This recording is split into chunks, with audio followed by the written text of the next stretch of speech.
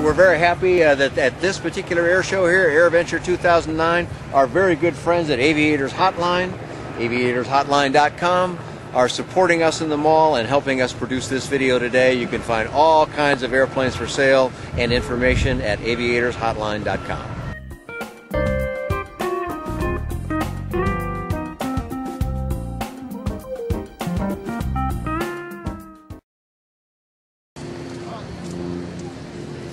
This has really got some nice lines to it. This does, doesn't it? This airplane's been around in the United States since the beginning. In fact, this is the number 3 airplane to ever win its Special Light Sport Aircraft approval. Way back in the beginning, back in April of 2005, when the very first of these got certified. But then they kind of went back, like some of the other companies have done, and said, you know, it needs to be just a little different for the U.S. market. So they came out with the Allegro 2007, on which they made some really nice changes. Some of which may be, you want to maybe pan your camera back to the tail. Without seeing the other one, it's a little hard to tell, but the whole tail structure changed pretty significantly. Got a little bigger, more vertical area, that is, and that enhanced the flying characteristics quite nicely. Control system-wise, what are the controls in it? This uses a dual control stick airplane, has dual controls in it, uses a single point braking system. But one of the things I really like about the interior, beside the controls, Dave, is the seat structure. We'll have to stand up and look at that in just a moment, but for a lot of folks, myself included, seats that end like this chair does, that doesn't support your leg well enough, these seats we'll see in just a moment are quite a bit different than that. And how does the airplane handle on the ground? How do they steer the airplane? This is a completely nose-wheel steering airplane, rudder pedals which do not have differential brakes on them, but this maneuvers really well, and a fairly tight wingspan, so you can get this around the airport property with no problem whatsoever. Now, they've got a very unique prop on the front of this, and what is powering that prop? Powering the prop, we're back to our old friend, the Rotax 912 again. There's a couple other features that I'd also want to point out. This wing we'll want to get another couple shots of here is a dual taper wing. That is, not only does the trailing edge taper, but the leading edge tapers, but in addition to that, it's compound in that the leading edge is not just a straight line. It gives it kind of a nice, elegant look and enhances its performance and its stall characteristics a little bit. Now, the body looks like it's composite, but I don't think the wing is. That's right. Up here we're seeing fiberglass like we often see, but the wing itself is an all-metal wing. So this is really a true composite in the sense that it uses different kinds of materials where they're best achieved.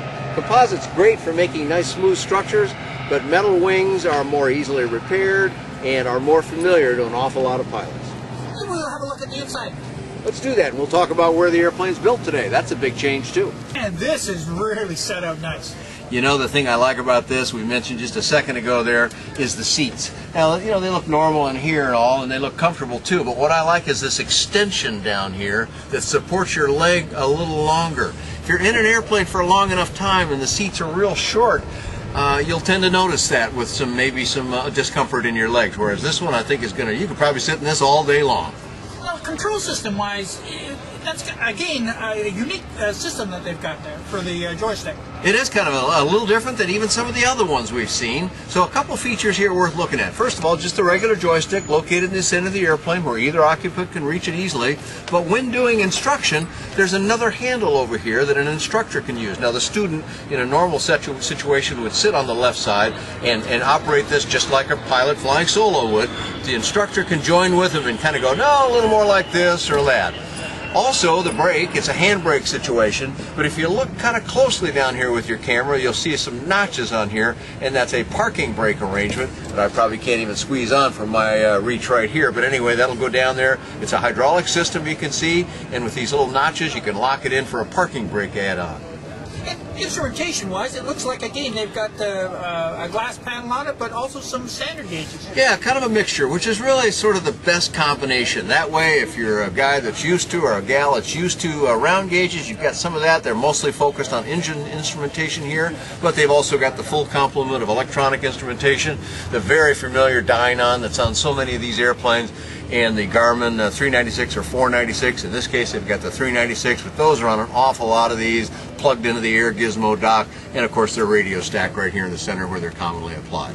And again, visibility, I mean, the doors look like they're bowed out a little bit, and you've got the skylight and the windscreen is all great for visibility. That's right, and if you look kind of right over my head here, you can see there's a little hand grip here to pull the door down. That's nice. We appreciate their thoughtfulness that way, but also this nicely carpeted finish here. When that comes down, that's going to make an armrest for you, which is kind of one of the things I always like about airplanes. But gee, yeah, look out of this airplane. You notice up here, if you can get your camera up high enough, there's a little tint factor up here applied to the top, so you don't get the sun beating in on you quite so much. But man, I can see those beautiful blue cumulus clouds up here real easily, and I can see all over the place in this airplane.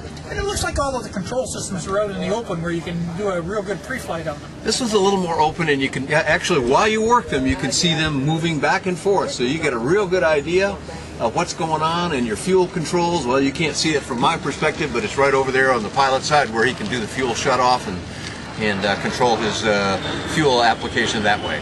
And you've got these little gas shock absorbers on the doors that are nice when you're parked like this and you want to... Sure.